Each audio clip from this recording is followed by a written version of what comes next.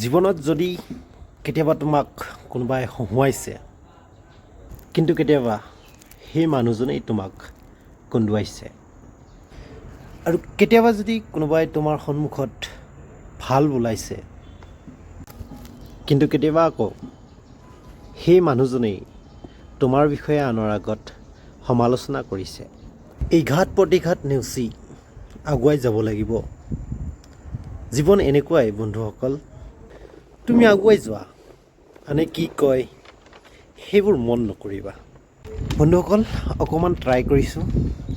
বন্ধুসকল আজিৰ প্ৰশ্নৰ শিতানলৈ লৈ আহিছোঁ এক অন্য প্ৰশ্নটো হৈছে অসমৰ নতুনকৈ সন্নিৱিষ্ট আৰু নতুনকৈ সংলগ্ন কৰা জিলা মিলাই মুঠ কিমানখন জিলা আছে আৰু সেই জিলাকেইখনৰ ভিতৰত সকলোতকৈ শিক্ষিত জিলা কোনখন?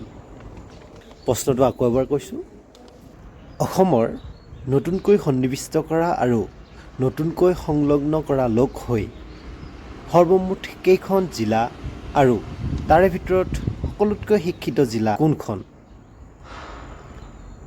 প্ৰশ্নটো সোনকালে উত্তৰ দিবলৈ চেষ্টা কৰক আৰু এনেকুৱা ধৰণৰ প্ৰশ্নবিলাক পাই থাকিবলৈ মোৰ পেজখন ফ'ল' কৰি ল'ব। ধন্যবাদ।